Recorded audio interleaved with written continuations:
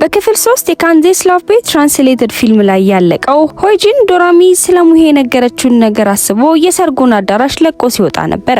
በዛሬው የመጨረሻው ክፍል እንግዲህ ምን እንደሚፈጠር አብረን ደግሞ እንመለከታለን። እስከ መጨረሻው ድረስ አብራችሁን ቆዩ።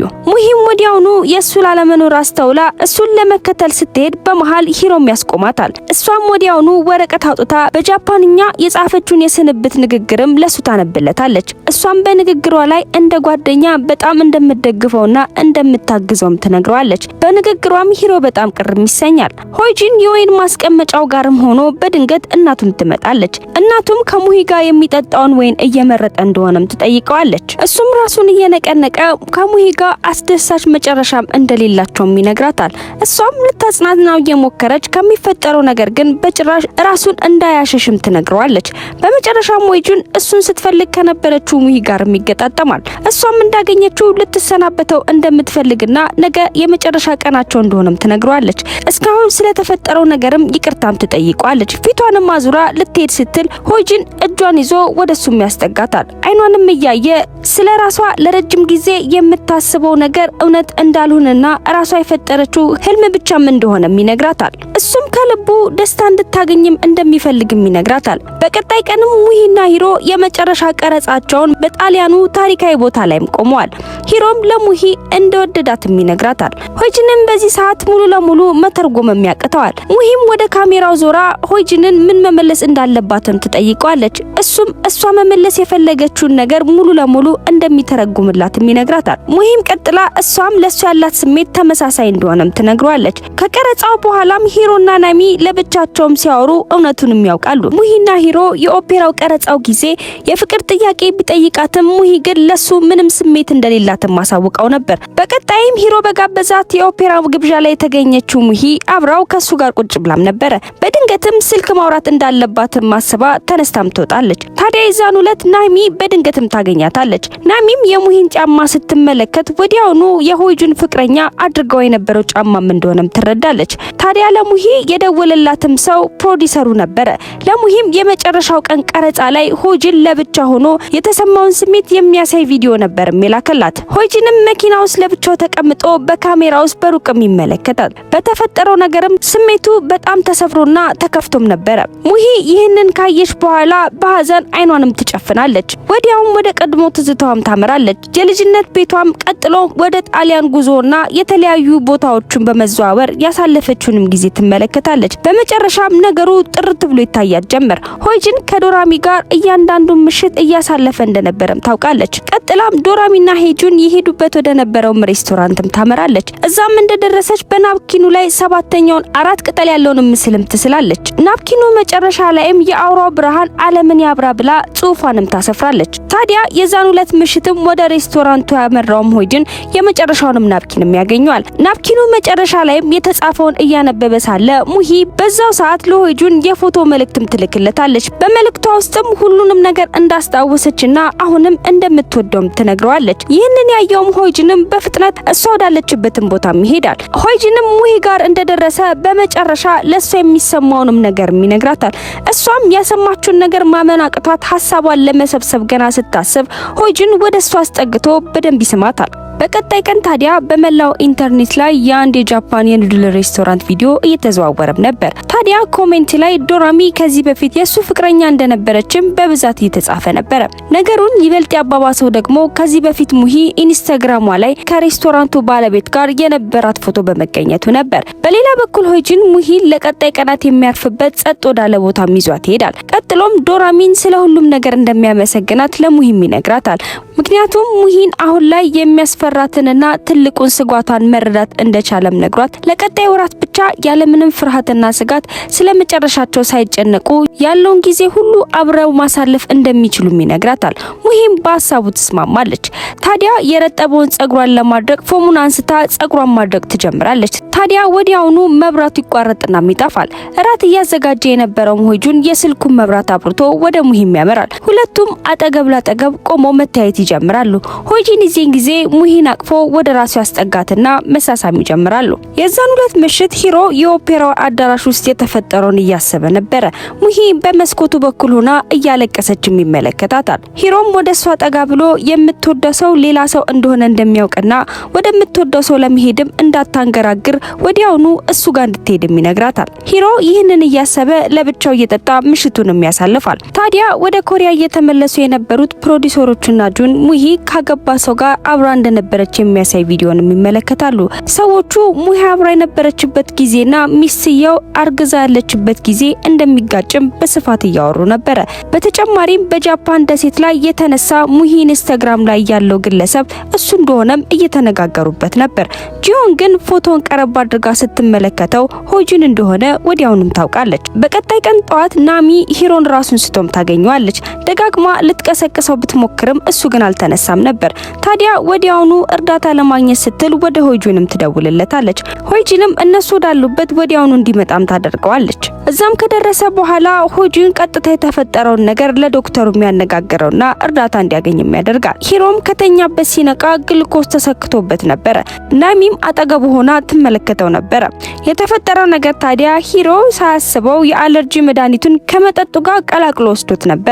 በሌላ በኩል ደግሞ ሙሂ ስለሷ እየተወራ ያለውን ውሸት ስትመለከት በጣም ትናደዳለች። ነገሩን ለማረጋጋትም አስባ ከቀድሞ ፍቅረኛዋ ጋርና እንዲሁም ደግሞ ከባለቤቱ ጋር ፎቶ በመነሳት የቅርብ ጓደኞች እንደሆኑም ትናገራለች። ያንን ማድረጓ የተወሰነም ቢሆን ነገሮች እንዲረጋጉም አድርገው ነበር። ከቀናት በኋላ ሙሂ ዮጂንና ባለቤቱ ሊያገኟት ስለፈለጉ እነሱንም ታገኛቸዋለች። ዮጂንም ሙሂን አመስግኗት የተፈጠረው ሁኔታ የሬስቶራንቱን ገቢ በሚገርም ሁኔታ እንዳሳደገውም ይነግራታል። ቀጠልም አድርጎ ልጁ እንደታመመና አሁን አዲስ ያመጣው ምርት ስላለ አብረው እንዲያስተዋውቁም ይጠይቃታል። ሙሂም የዚህን ጊዜ በጣም ተናዳ እንዴት አፍረት እንደማይሰማውና ይህንን መጠየቁ የሚያሳፍር እንደሆነም ትነግረዋለች። ቀጥላም ሁሌም አብረው እንኳን እያሉ ያልጠበቀችው ሰዓት ላይ ጥሏት እንደሚሄድ ታስብ እንደነበረም ትነግረዋለች። በድጋሚም ከዚህ በኋላ ወደሷ እንዳይመጣ አስጠንቅቀውም ይለያያሉ። በሌላ በኩል ሚስተር ኪም ለሆጂን የፋውንዴሽኑ ባለቤት ሚስተር ቾይ እንደሆነና ታናሽ ወንድማቸው ሌላ ውጭ ሀገር እንደሚኖርም ይነግሩታል። ሚስተር ኪምም ስለነሱ በዚህ ልክ መጠየቁ እንደገረማቸውም ይነግሩታል። የሚስተር ኪምን ሁኔታ ያየውም ሆጂንም ተናዶ እየተወራ ያለውን ነገር እንዳያምኑም ለሚስተር ኪም በንዴት ውስጥ ሆኖም ይነግራቸዋል። ተነስቶም ይወጣል። ከወጣም በኋላ ከሙሂ የመጣ መልእክት ካለ ብሎ ስልኩንም ይመለከታል። የተፈጠረው ውዝግብና ግርግር እስኪረጋጋ ድረስ ለተወሰነ ቀናትም አብረው ላለመታየትም ወስነው ነበረ። በሌላ በኩል ደግሞ ዮንጊዮን በኤጀንሲ ውስጥ አዲስ የስራ እድልም ይመጣለታል። ሲፈልገው የነበረው ከስፖርተኞች ጋር የመስራት እድልም እንደመጣለትና ከወር በኋላም ወደ ዩሮፕ መሄድ እንዳለበትም ይነገረዋል። በሰማውም ነገር በጣም ይደነግጣል። አሁን ከጂዮን ጋር ባለው ፍቅር የተነሳ ይህንን እንዴት መናገር እንዳለበትም ግራ ይጋባል። የዛን ሁለት ማታ ሆጂን ወደ ቤቱ ሲመለስ ሙሂ መጽሐፍ ቤት ውስጥ ሆና እንደ ዶራሚም ለብሳ ትጠብቀዋለች። ሆጂንም ወዲያውኑ ሙሂ እንደሆነችም ያውቃል። ሙሂም ከታዋቂ ሰው ጋር አብረክ ስትሆን ነጻነትክን፣ የግል ህይወትክን ሁሉ ሰዎች በፈለጉ ሰዓት እንደሚያወጡም ነግራው አሁን በዚህ ሁኔታም ከተረበሸ አሁን እዚህ ጋር መለያየት ከፈለገም እንደምትቀበልም ትነግረዋለች። ሆጂንም አሁን ስለሚባለው ነገር ምንም ግድ እንደማይሰጠውና እሷ ብቻ ሁሉን ነገር ትታ ነገሮችን ለማስተካከል እንድትጥርም ይነግራታል። በዚህ ሰዓት ሁለቱም በደስታ ተስማምተው ምሽታቸውንም ያሳልፋሉ። በቀጣይ ቀን ጠዋት ሆጂን በስራ ምክንያት በባቡር ወደ ሌላ ሀገርም እየሄደ ነበረ። እንዳጋጣሚም ሆኖ ጂዮን እሱ ያለበት ባቡር ውስጥም ሆና ሁለቱም ይገናኛሉ። ሙሂ በሌላ በኩል የፊልሙን መጠናቀቅ አስመልክቶ ከፕሮዲሰር ቾይ ጋር ትገናኛለች። ሚስ ቾይም የመጨረሻው ቀረጻ ቀን ሂሮ ስለሷ የሚሰማውን ስሜት የተናገረበትን ክፍል እንቁረጠው ወይስ እናስገባው ያንቺን ሀሳብ እንፈልጋለን ብላም ትጠይቃታለች። ቀጠልም አድርጋ ሚስ ቾይ ሂሮ የዛን ሰዓት እውነተኛ የተሰማውን ስሜትም እንደነገራትም ትነግራታለች። በዚህ ሰዓት ሂሮ ወደ ክፍሉም ይገባል። ሂሮ የዚህን ጊዜ ኮሪያኛ በደንብ መስማትና መናገርም ችሎ ነበረ። ሙሂ በሰማችው ነገር በጣምም ትደነግጣለች። ሁለቱም ተያይዘው የመጨረሻውን ክፍል አብረው ከፕሮዲሰሮቹ ጋር ለመመልከት ወደ ሲኒማውም ያመራሉ። ሙሂም እዛው ያሉ ሂሮን የቤተ መንግስቱ ቀረጻ ላይ የተፈጠረውን ትጠይቀዋለች። ሂሮም ምንም ሳያቅማማ እንደወደዳትም ይነግራታል። በሌላ በኩል ጂዮንና ሆይጁን አብረው እየተጓዙም ነበረ። ጃፓን ስላለው ማየት ስለምትፈልገው ደሴት ማስታወሳ ለረጅም ጊዜ ልትጠይቀው ስለምትፈልገውም ጥያቄም ትጠይቀዋለች። የሷ የልደት ቀን እሱ ደሴቱ ጋር ሄዶ እንደነበረም ትጠይቀዋለች። ቀጠልም አድርጋ ከዚህ በፊት እሷን ወዷት እንደሚያቀም አብራ ትጠይቀዋለች። ታዲያ የፊልሙን መጨረሻ ከፕሮዲሰሮቹ ጋር ሲያዩት የነበረው ሂሮና ሙሂ አብረው የፊልሙን መጨረሻ አይተው ይጨርሳሉ። ፊልሙም እንዳለቀ ሚስ ጆይ የመጨረሻው ክፍል ሁለቱም ካልተስማሙ መቆረጥ እንደሚቻልም ታሳውቃቸዋለች። ሂሮ የዚህን ጊዜ ባይቆረጥም በሱ በኩል ምንም ችግር እንደሌለም ያሳውቃቸዋል። ወደ ባቡሩ ስንመለስም ሆይጂን ለጂዮን የተሰማውን እውነተኛ ስሜትም ይነግራታል። በሰዓቱ በጣም ይወዳት እንደነበረና እሱንም አለመንገሩ ለብዙ ጊዜ ጸጸትና ጉዳት እንዳደረሰበትም ይነግራታል። ሂሮና ሙሂ ከሲኒማም ከወጡ በኋላ ሙሂ ለሂሮ ይቅርታም ትጠይቀዋለች። ዶራሚ ይህንን ሁሉ ነገር ያደረገችው ከምትፈራው እውነተኛ ነገር ለማምለጫ መንገድ ነው ብላ ስላሰበች እንደሆነም ትነግረዋለች። ሂሮም በዝምታ ሆኖ ንግግሯንም እየሰማ ነበር። በሌላ በኩል ሚስተር ኪም በጓደኞቻቸው አማካኝነት የፋውንዴሽኑን ባለቤት ሚስተር ቾይን ያገኟቸዋል። የሙሂ አጎትም ነበረ።